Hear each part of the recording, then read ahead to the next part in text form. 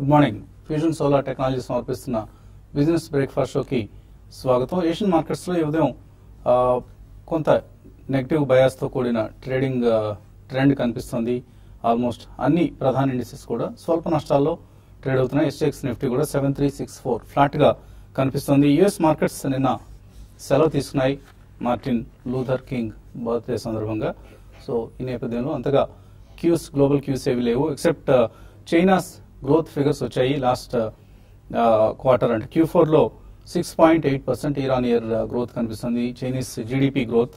So ఇది market అంచనా వేసిన 6.9% కంటే స్లైట్లీ తక్కువగా రావడం, స్వల్పంగా క్షీణించినట్లు కనిపిస్తుంది. అలాగే 2015 సంబంధించి 6.9%, ఇది in line with expectation. Year on year growth GDP growth 6.9%. But overall గా చైనీస్ ఎకానమీ 2009 తర్వాత ఇంత తక్కువ గ్రోత్ నెంబర్స్ పోస్ట్ చేయడం ఇదే ప్రథమం. సో ఈ నేపథ్యంలో చైనీస్ మార్కెట్స్ కొంత పాజిటివ్ గా ఓపెన్ అయినప్పటికీ కూడా ప్రస్తుతం నెగిటివ్ బయాస్ తో ట్రేడ్ అవుతున్నాయి. మన మార్కెట్స్ కూడా ఫ్లాట్ గా లేదా మేబీ ఒక ట్రేడింగ్ బౌన్స్ వచ్చే అవకాశం కనిపిస్తుంది ఈ ఉదయం. నిన్న నిఫ్టీ ఆల్మోస్ట్ 86 పాయింట్లు కోల్పోయి 7350 దగ్గర క్లోజ్ అయిన నేపథ్యంలో ఇవాళ మాత్రం ఒక ట్రేడింగ్ బౌన్స్ ఎక్స్పెక్ట్ చేస్తున్నారు. Both Sensex and Nifty 20 month lows దగ్గర నిన్న క్లోజ్ కావడం చూసాం. దీనికి ప్రధాన కారణం of course energy stocks, Reliance Industries లాంటి కౌంటర్స్ లో ఇన్స్టిట్యూషనల్ సెల్లింగ్ చూసాం. ఇవాళ రిలయన్స్ రిజల్ట్స్ రాబోతున్నాయి.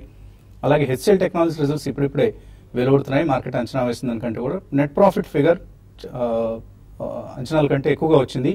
బట్ మిగతా ఫిగర్స్ అన్ని కూడా ఆల్మోస్ట్ డాలర్ రెవెన్యూస్ చూసినా, ఎబిట్ మార్జిన్స్ చూసినా కూడా మార్కెట్ అంచనాలకు అనుగుణంగానే కనిపిస్తున్నాయి. అలాగే కంపెనీ ₹6 షేర్ కి డివిడెండ్ కూడా అనౌన్స్ చేసింది. సో ఆల్ ఇన్ ఆల్ ఒక బేర్ మార్కెట్ లో ఉన్నాం మనం. ఇందులో ఎటువంటి సందేహం లేదు. నిస్సందేహంగా ఒక బేర్ మార్కెట్ పరిస్థితి మనకు బేరిష్ గా కనిపిస్తుంది. మార్కెట్స్ ఎక్స్ట్రీమ్లీ ఓవర్సోల్డ్ పరిస్థితిలో ఉన్నాయి. బట్ స్టిల్ ఇక్కడ కూడా మిడ్ అండ్ స్మాల్ క్యాప్స్ లో ఇంకా సెల్లింగ్ ఆగుతుందని మనం ఊహించలేని పరిస్థితి కనిపిస్తుంది. 2016 చాలా చాలా బ్యాడ్ స్టార్ట్ మనకి ఇచ్చింది. 1972 పాయింట్లు సెన్సెక్స్ లాస్ట్ 18 డేస్ లో కోల్పోవడం చూసాం. బ్యాంక్ నిఫ్టీ 16% కోల్పోయింది. నిఫ్టీ 7% క్షీణించింది లాస్ట్ 18 డేస్. జనవరిలో ఇంకా మనం ఇవాళ 19th అంటే 18 రోజులే గడిచిపోయాయి. ఈ 18 రోజుల్లో మిడ్ క్యాప్ ఇండెక్స్ 10% క్షీణించింది, స్మాల్ క్యాప్ ఇండెక్స్ 12%. సో ఎటు చూసినా కూడా నష్టాలు కనిపిస్తున్న సమయం ఇది. అండ్ నిన్న మిడ్ అండ్ స్మాల్ క్యాప్స్ లో ఇక మళ్ళీ వెనక్కి వెళ్ళలేని పరిస్థితి, అంటే ఎగ్జిట్ కాలేని పరిస్థితి కనిపించింది. 500 స్టాక్స్ లోవర్ సర్క్యూట్ దగ్గర స్తంభించాయి. సో మార్కెట్స్ మనం స్మాల్ అండ్ మిడ్ క్యాప్స్ లో ర్యాలీస్ ఎలాగ చూస్తామో అలాగే ఎగ్జిట్ టైంలో కూడా ఎగ్జిట్ దొరకదు. సో ఇది చాలా కేర్ఫుల్ గా ఉండాలి. రిటైల్ ఇన్వెస్టర్స్ అందరూ ఎక్కువగా టెంప్ట్ అయ్యేది మిడ్ అండ్ స్మాల్ క్యాప్స్ వైపే. ఎందుకంటే ఇందులో మల్టీ బ్యాగర్ రిటర్న్స్ వస్తాయని ఒక ఆశ, సమ్ టైమ్స్ దురాశ కూడా కనిపిస్తూ ఉంటుంది. 4 రెట్లు 5 రెట్లు డబ్బులు వస్తాయని కొన్నిసార్లు ఇచ్చినట్లే ఉంటుంది మనకి. తర్వాత ఎగ్జిట్ అయ్యేటప్పుడు కానీ తెలియదు అందులో ఉండే మజా ఏంటనేది. సో చాలా చాలా కేర్ఫుల్ గా ఉండాలి. అండ్ ఎఫ్ఐఎస్ సెల్లింగ్ కొనసాగుతూనే ఉంది. ఈ ఏడాదిలో ఇప్పటిదాకా క్యాష్ మార్కెట్స్ లో 9,000 కోట్ల రూపాయలకు పైగా అమ్మకాలు ఎఫ్ఐఎస్ నుంచి చూసాం. నేను కూడా 1204 crores వర్త్ స్టాక్స్ ను క్యాష్ మార్కెట్స్ లో ఎఫ్ఐఎస్ అమ్మారు. ఆఫ్ కోర్స్ దీన్ని డొమెస్టిక్ ఇన్స్టిట్యూషనల్ ఇన్వెస్టర్స్ మ్యాచ్ చేస్తూ బయింగ్ జరిపారు. 1123 crores డొమెస్టిక్ ఇన్స్టిట్యూషనల్ ఇన్వెస్టర్స్ నుంచి బయింగ్ వచ్చింది. సో 2015లో పోర్ట్ఫోలియో ఇన్వెస్టర్స్ కి నష్టాలు రావడానికి ఒక ప్రధాన కారణం ఎఫ్ఐఎస్ సెల్లింగ్ అని చెప్పుకోవచ్చు. 2015లో చాలా చక్కటి లాభాలు వచ్చాయి పోర్ట్ఫోలియో ఇన్వెస్టర్స్ కి. కానీ 16 మాత్రం ఇప్పటిదాకా చేదు జ్ఞాపకంగా మిగిలిపోబోతుంది. అండ్ మన ఒక్క మార్కెటే కాదు, వరల్డ్ ఓవర్ పరిస్థితి ఇలాగే ఉంది. Bear hug grips global markets అంటూ ఇవాళ పేపర్స్ లో వార్తలు వచ్చాయి. చైనా ఇండెక్స్ 200-డే మూవింగ్ యావరేజ్ కంటే 23% కింద ట్రేడ్ అవుతోంది. అలాగే బ్రెజిల్ 22%, హాంకాంగ్ 20% 200-డే మూవింగ్ యావరేజ్ కంటే కింద ట్రేడ్ అవుతోంది. సింగపూర్ 17%, ఫ్రాన్స్ 13%, జపాన్ ఆల్మోస్ట్ 13%, అలాగే జర్మనీ 12%. ఇండియా కొంచెం బెటర్ గా కనిపిస్తుంది ఈ మార్కెట్స్ మీద. 9.7% 200-డే మూవింగ్ యావరేజ్ కంటే కింద కనిపిస్తోంది.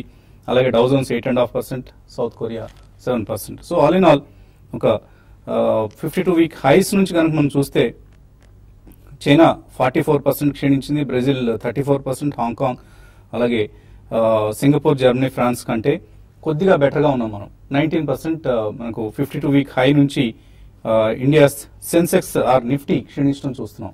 సో ఇంకా మరికొంత సెల్లింగ్ డ్యూ ఉందని అనిపిస్తుంది. ఈ ఫిగర్స్ బట్టి చూస్తే మనం మిగతా దేశాలతో క్యాచ్అప్ కావాలి కాబట్టి సో అటువంటి పరిస్థితి వస్తే మిడ్ అండ్ స్మాల్ క్యాప్స్ పరిస్థితి ఏంటో మనం ఊహించుకోవచ్చు. సో కేర్ఫుల్గా ఉండండి, అప్రమత్తంగా ఉండండి, హడావుడిగా యావరేజ్ చేయొద్దు.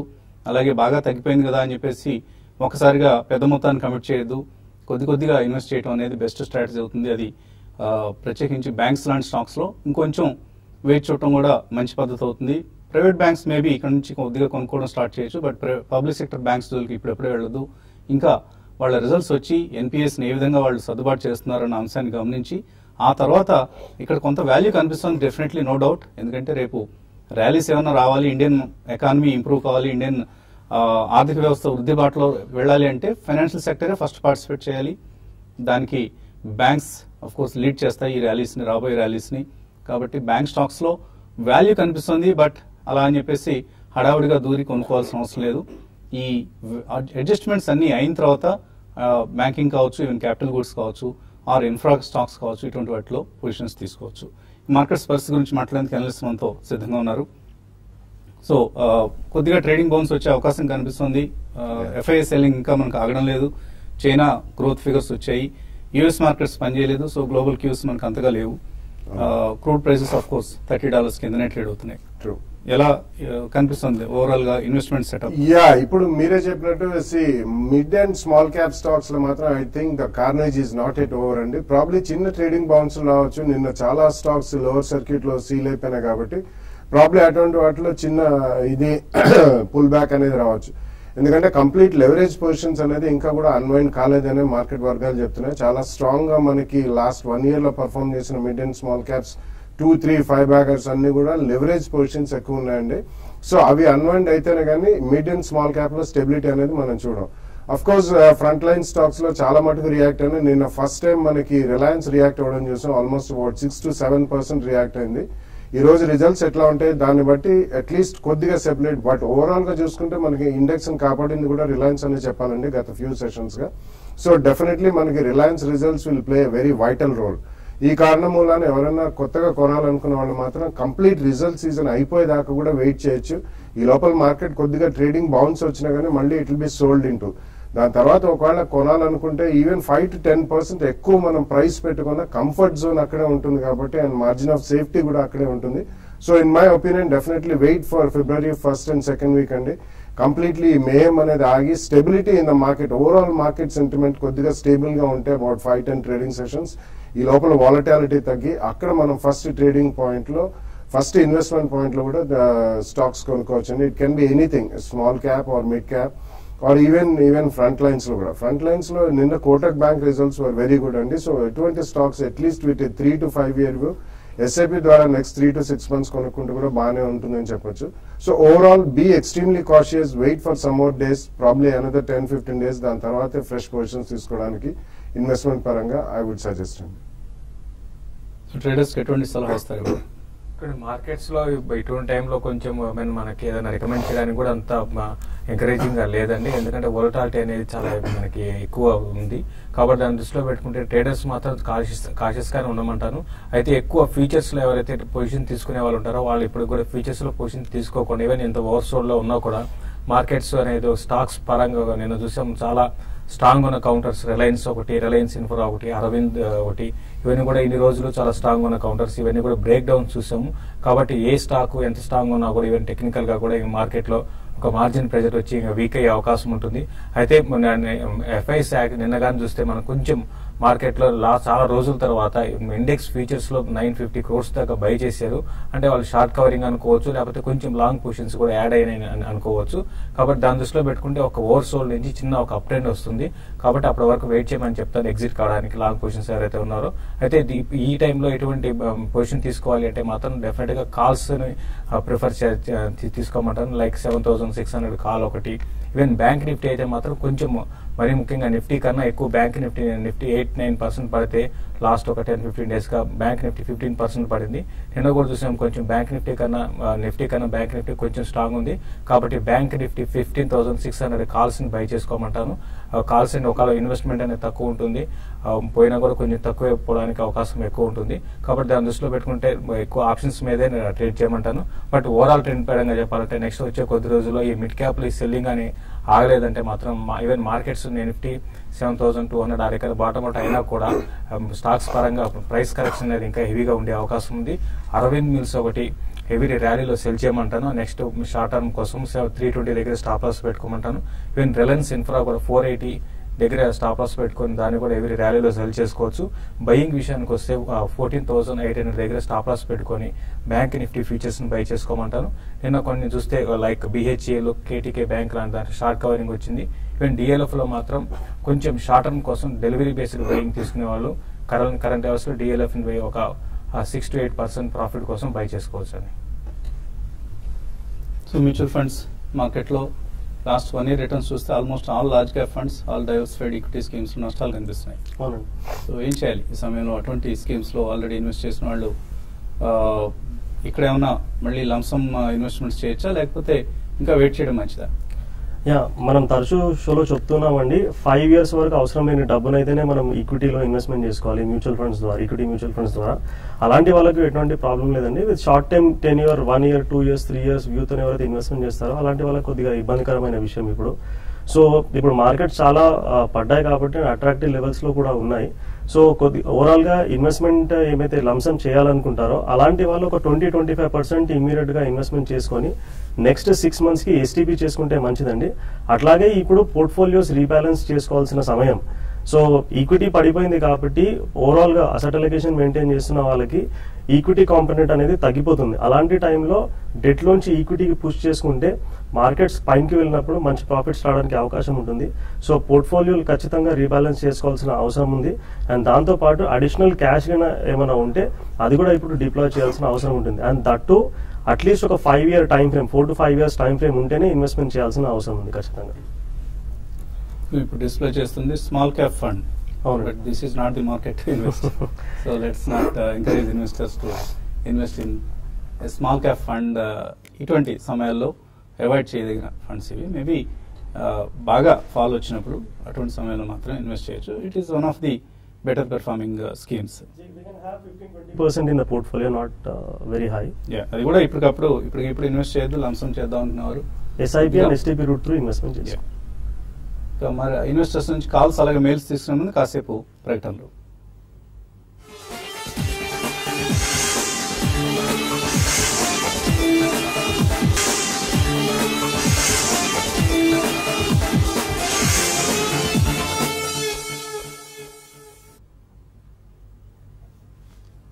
ఫ్యూజన్ సోలార్ టెక్నాలజీ సమర్పిస్తున్న బిజినెస్ బ్రేక్ఫాస్ట్ షో తిరిగి స్వాగతం. కాలర్స్ లైన్ లో ఉన్నారు. మొదటి కాలర్ శివ, హైదరాబాద్ నుంచి. హలో సార్, గుడ్ మార్నింగ్ అండి.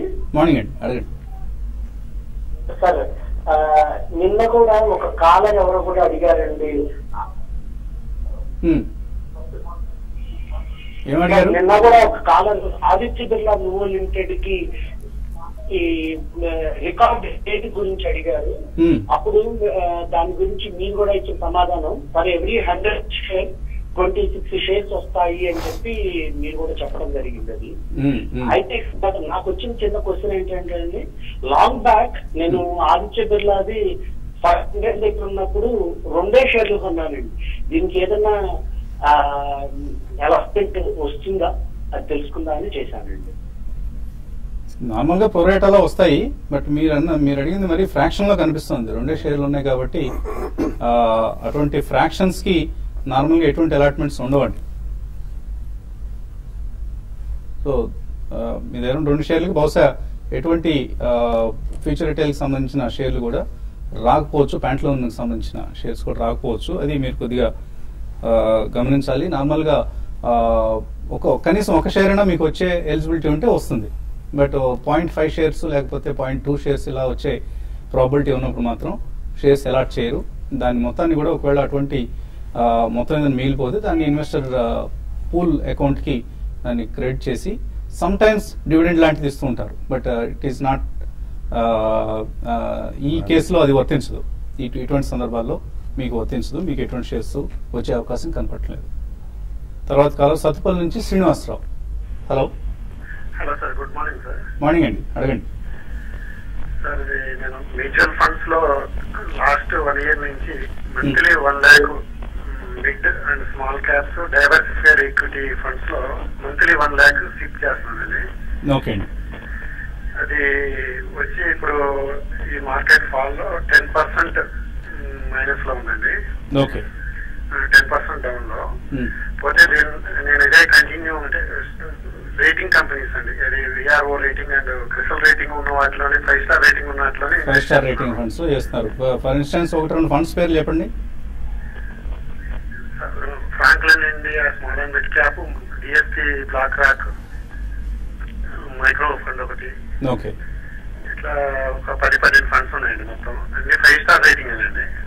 Good good. ఓకే, అయితే నేను ఇంకొక 50,000 ఈ డౌన్ లో అంటే 1 lakh 1.5 lakh ని చేద్దాం అనుకున్నాను సార్. నా యొక్క Monthly? అంటే 10 years long term, 10 years 10 years వరకు నాకు ఈ అమౌంట్ అవసరం లేదండి. 10 years దృష్టితో చేస్తున్నాను. ఇంకొక 50,000 ఇప్పుడున్న పరిస్థితుల్లో సిప్ పెంచుకోవచ్చు 1 lakh నుంచి 1.5 lakh.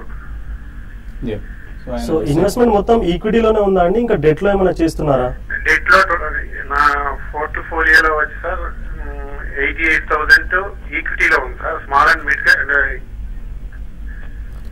డెట్ లో ఒక 20% ఉంది సార్. ఓకే, గుడ్ అండి. సో డెట్ మీరు ఇంకొక 10 to 15% ఇంక్రీజ్ చేసుకోవచ్చు అండి. ఓవరాల్ ఒక 30-35% డెట్ లో ఇన్వెస్ట్మెంట్ చేసుకోండి. అంటే మీరు ఇప్పుడు 50,000 రూపీస్ ఏమైతే చేయాలనుకుంటున్నారో దాన్ని ఇంకొక 15,000 to 20,000 రూపీస్ ఇంక్రీజ్ చేసుకొని మిగతా 30-35,000 రూపీస్ మీరు ఈక్విటీ ఎస్ఐపిలో చేసుకోండి. 10 to 12 ఫండ్స్ లార్జ్ పోర్ట్ఫోలియో అండి. Restrict that to either 6 or 7 funds, not more than that. And అది కూడా మీరు ఓవరాల్ గా mid cap and small cap exposure ఏమైతే ఉంటుందో అలాంటి దాంట్లో ఒక 20-25% కంటే ఎక్కువగా ఉండేటట్టు చూసుకోండి. అట్లీస్ట్ ఒక 75 to 80% లార్జ్ క్యాప్ లో ఇన్వెస్ట్మెంట్ చేసుకుంటే 20-25% mid cap and small cap లో ఇన్వెస్ట్మెంట్ చేసుకుంటే రీజనబుల్ పోర్ట్ఫోలియో అవుతుంది. అండ్ అరౌండ్ యావరేజ్ గా మీకు మొత్తం పోర్ట్ఫోలియో పైన 12 to 13% రిటర్న్ రావడానికి అవకాశం ఉంటుంది. తర్వాత కాలర్ గోపీనాథ్ బెంగళూరు నుంచి. హలో, అడగండి గోపీనాథ్. హలో సార్, నేను భూషణ్ స్టీల్ మీద ఇన్వెస్ట్ చేయాలనుకుంటాను. ప్లస్ ఫార్మా సెక్టర్ ఎలా ఉందో చెప్తారా? సన్ ఫార్మా, డాక్టర్ రెడ్డి అలాంటివి. భూషణ్ స్టీలా మీరు అడిగింది? అవునండి. ఓకే, ఓవరాల్ గా సెక్టరే కొంచెం డౌన్ గ్రేడ్ అయి ఉన్న సెక్టర్ ఇది. And Bhushan steel and stock లో ఎంటర్ కావచ్చు. ఇట్స్ హైలీ కాంట్రవర్షియల్ స్టాక్ అండి. ఎందుకంటే ద మేమ్ which we saw last year లో వాళ్ళు డిఫాల్ట్ చేసి తర్వాత ఆల్మోస్ట్ బ్యాంక్స్ హావ్ టేకెన్, అది ఎస్డిఆర్ కేసు కింద అయిపోయింది. I don't think you should invest in Bhushan steel అండి. సో ఫార్మా సెక్టర్ ఎలా ఉంటుంది అనగా it's very difficult to say, generalize చేసి చెప్పడం కష్టం అండి. ఫార్మా సెక్టర్ లో రీసెంట్లీ యుఎస్ ఎఫ్డిఏ ఆంక్షలు అనేది almost top of the line companies అన్నిటి మీద వచ్చాయి. సో రిలేటివ్లీ కొద్దిగా అన్స్కాత్ బయటకు వచ్చిందంటే ఇప్పుడు దాకా లూపిన్ అని చెప్పుకోవచ్చు. ఓవరాల్ గా బాగానే ఉంటుంది, ఎందుకంటే all of them have been beaten down. 3 years plus view ఉంటే మాత్రం కొద్దిగా నెక్స్ట్ 6 months to 12 months లో ఎస్ఐపి చేసుకున్నాడు ఫ్రంట్ లైన్ ఫార్మా కంపెనీస్ కూడా. Because I think at least correction అయిపోయింది కాబట్టి వర్స్ట్ ఈజ్ ఓవర్ అని చెప్పి చెప్పుకోవచ్చు. ఓకే అండి, శ్రీకాంత్ మెయిల్ పంపించారు. ఏరిస్ అగ్రో ప్రస్తుతం 85 రూపాయలు ఉందట. ఇది 600 షేర్లు ఉన్నాయి ఆయన దగ్గర. హోల్డ్ చేయొచ్చా, సెల్ చేయొచ్చా? అండి ఏరియస్ అగ్రో రీసెంట్ గా బాగా కరెక్ట్ అయిన స్టాక్ అండి, దాదాపు అన్ని మిడ్ క్యాప్ తో పాటు. అయితే ప్రస్తుతం అయితే హోల్డ్ చేయండి. షార్ట్ టర్మ్ ట్రెండ్ పరంగా చెప్పాలంటే మాత్రం సెల్ అండ్ ర్యాలీస్ అని చెప్తాను. బట్ ఇన్వెస్ట్మెంట్ కి మాత్రం మీరు కరెంట్ లెవెల్స్ లో కాకుండా కొంచెం వెయిట్ చేసి ఒక 2 to 3 months వెయిట్ చేస్తే మార్కెట్ లో ఒక రిలీఫ్ ర్యాలీ ఉంటుంది, అప్పుడు మీరు ఎగ్జిట్ కాండి. శ్రీకాంత్ గారు మీరు అడ్రస్ లో to whom so ever it may concern అని అడ్రస్ చేశారు. ఈ కార్యక్రమానికి ఉద్దేశించి రాస్తున్నప్పుడు టు హూమ్ సో ఎవర్, ఎవరైనా ఆన్సర్ చేయొచ్చు అన్నట్టుగా అడ్రస్ చేయకూడదు. మీకు ఇంగ్లీష్ గ్రామర్ చిన్నప్పుడు ఎవరు నేర్పారు? మీరు కట్ట ఆనంద్ భీమవరం నుంచి అడుగుతున్నారు. 4 mutual funds, high risk mutual funds ను 10 సంవత్సరాల కోసం సజెస్ట్ చేయమంటున్నారు. ఓకే, మీరు హై రిస్క్ కావాలంటే you can invest in small cap and micro cap, దాంతోపాటు మల్టీ క్యాప్ ఫండ్స్ లో ఇన్వెస్ట్మెంట్ చేసుకోవచ్చు. కాకపోతే ఓవరాల్ గా మిడ్ అండ్ స్మాల్ క్యాప్ ని ఒక హై రిస్క్ అంటున్నారు కాబట్టి ఒక 30-35% కంటే ఎక్కువ ఇన్వెస్ట్మెంట్ చేయకండి.